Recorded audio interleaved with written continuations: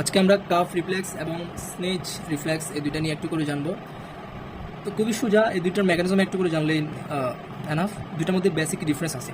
আমরা এখানে একটা ছোটোখাটো পিকচার রেখেছি, যদি এটা আইডিয়াল না, বাট জিনিসগুলো বোঝা গেলে হইলো। তো আমাদের এখানে এটা হচ্ছে মেডুলা, মানে আমরা ব্রেনের অংশ আছে একটা। এটা হচ্ছে নেজাল ক্যাভিটি, এখানে নিচে নামতেছে এটা চিবিউলা। হ্যাঁ, এটা হচ্ছে চিবিউলা। এটা হচ্ছে এপিগ্লটিস আঁকলাম আমরা এটা। তাহলে এটা হচ্ছে আমাদের রেসপিরেটরি ট্র্যাক্ট, আর পিছনের এটা হচ্ছে আমাদের এলিমেন্টারি ট্র্যাক্ট। ওকে, আর এখানে হচ্ছে আমাদের ট্র্যাকেটা বাইফার্কেট করলো, এবং এই অংশটা কী বলা হয়, ক্যারিনা বা কারিনা বলা হয়, এবং এটা হচ্ছে ল্যারিংস, ট্রাকিয়া, কারিনা।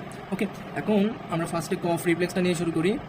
তো আমাদের ল্যারিংস, ট্রাকিয়া এবং কারিনা এই জায়গাগুলো খুবই সেন্সিটিভ, স্পেশালি কারিনা এই অংশটা খুবই সেন্সিটিভ। তো এখানে যদি কোনো ফরেন বডি বা অন্য কোনো জিনিস, ডাস্ট হতে পারে, ধুলাবালি, এগুলোকে অ্যান্ট্রেপ করে, তখন এগুলো স্টিমুলেট হবে। কি স্টিমুলেট হবে? এখানে ভেগাস নার্ভটা স্টিমুলেট হবে। ভেগাস নার্ভ স্টিমুলেট হলে, যেহেতু এটা একটা নার্ভ, সো একটা সিগনাল যাবে মেডুলাতে। মেডুলা কী করবে? আরেকটা সিগনাল পাঠাবে যে ফরেন বডিকে এখান থেকে বের করতে হবে। বের করার জন্য কী করতে হবে? এই যে এই মেকানিজমটা হচ্ছে আমাদের কাফ রিফ্লেক্স।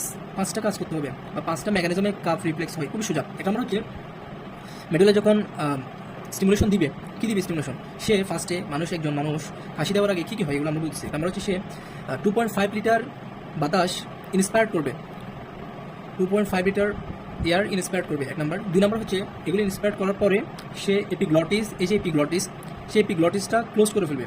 ক্লোজ মানে হচ্ছে তার এখানে রেসপিরেটরি ট্র্যাক্ট এখন বন্ধ হয়ে গেল। সে বাতাস নিল, লাংটে ফুলাইলো, এখন রেসপিরেটরি ট্র্যাক্টটি সে বন্ধ করে দিল। সে এপিগ্লটিস বন্ধ করলো, এবং তার ভোকাল কর্ড যেটা আছে, ভোকাল কর্ডের মধ্যে যে স্পেসটা আছে, রিমা গ্লটাইটিস বলি আমরা যেটা, সেটা বন্ধ হয়ে যাবে। তাহলে এখন লাং থেকে বাতাস বের হতে পারবে না। 1 নাম্বার হচ্ছে সে inspire 2.5 litre air. 2 number point হচ্ছে closed epiglottis and vocal cord. 3 number হচ্ছে সে এখন কী করবে? তার অ্যাবডোমিনাল মাসেল এবং এক্সপাইরেটরি যে মাসেলগুলো আছে, যেমন ইন্টারকোস্টাল মাসেল, এই মাসেলগুলো সে জোরে সোরে একটা কন্ট্রাকশন করবে। অ্যাবডোমিনাল মাসেল কিন্তু মেইনলি কন্ট্রাকশন করে হাসির সময় আমরা যদি দেখি। সো কন্ট্রাকশন যখন করবে, তখন তার লাঙের ভেতরে তার প্রেশারটা অনেক বেশি বেড়ে যাবে, প্রায় 100 মিলিমিটার মার্কারি লাঙের ভেতরে প্রেশার বেড়ে যাবে। সো এখন এই প্রেশারের কারণে তার এপিগ্লটিস এবং ভোকাল কর্ড, যেগুলো আমরা বন্ধ করে রেখেছি, সেগুলো খুলে যাবে। খুলে গেলে এখন এই বাতাসগুলো তো বের হবে। এই বাতাসগুলো ওই যে ফরেন বডি যেটা ছিল ওইটাকে নিয়ে একদম জোরে, যেহেতু এখানে প্রেশার অনেক বেশি ছিল, সো বাতাসের ভ্যালোসিটি, বের হওয়ার ভ্যালোসিটি অনেক বেশি হবে।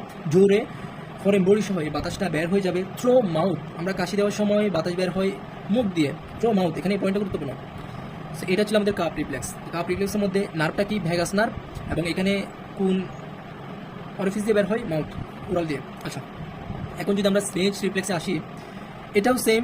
এটা হচ্ছে এখন স্নেচ রিফ্লেক্সে কোথায় আসলে স্টিমুলেট হবে? নোসের মধ্যে। আমাদের নেজাল ক্যাভিটিতে যদি কোনো ফরেন বডি এন্টার হয়, তখন হচ্ছে স্নেচ রিফ্লেক্সে অ্যাক্টিভ হবে। কিন্তু আমাদের কাফ রিফ্লেক্সের মধ্যে ছিল কোথায়? লোয়ার রেসপিরেটরি ট্র্যাক্টে বেশি হতো।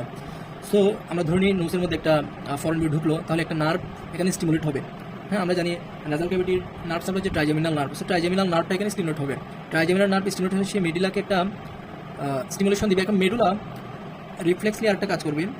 সেকেন্ড যে কাজগুলো করবে সেম অ্যাজ কাপ রিফ্লেক্স, মানে সে আমরা যে 5টা মেকানিজম পড়লাম কাপ রিফ্লেক্সের মতো সেম। সে ইন্সপায়ার করবে, তারপর হচ্ছে তার গ্লটাইটিস, তার হচ্ছে এপিগ্লটিস এবং ভোকাল কর্ড বন্ধ করবে, অ্যাবডোমিনাল এবং এক্সপিরেটরি মাসল কন্ট্রোল করবে, সেম অ্যাজ কাপ রিফ্লেক্স। কিন্তু এখানে ডিফারেন্সটা হচ্ছে তার এই যে ইবিউলা, স্নেচ রিফ্লেক্সের ক্ষেত্রে ইবিউলাটা ডিপ্রেস থাকবে, মানে এইভাবে এরকম থাকে ডিপ্রেসড। সো ইবিউলা যদি ডিপ্রেস থাকে, তার এখানে যে কোয়ানা, আমরা যদি পোস্টেরিয়র নেজাল অ্যাপারচার যেটাকে বলি, কোয়ানাটা ওপেন থাকবে। সো কোয়ানা যদি ওপেন থাকে, তার বাতাসটা চলে যাবে নেজাল ক্যাভিটি দিয়ে। সো এখানে বাতাস বের হয় নেজাল ক্যাভিটি দিয়ে। আমরা যদি দেখি, আমরা যখন হাঁচি দিই, তখন আমরা দেখবো যে আমাদের নেজাল ক্যাভিটি দিয়ে বাতাসটা মেনলি বের হয়। সো স্নেচ রিফ্লেক্স এবং কাপ রিফ্লেক্সের মধ্যে বেসিক ডিফারেন্স কি? কাপ রিফ্লেক্সে ভেগাস নার্ভ স্টিমুলেট হয়, স্নেচ রিফ্লেক্সে ট্রাইজেমিনাল নার্ভ স্টিমুলেট হয়। কাপ রিফ্লেক্সে বাতাস বের হয় মাউথ দিয়ে মেনলি, স্নেচ রিফ্লেক্সে বাতাস বের হয় মেনলি নোজ দিয়ে। এই দুইটা হচ্ছে বেসিক ডিফারেন্স। সবাইকে ধন্যবাদ।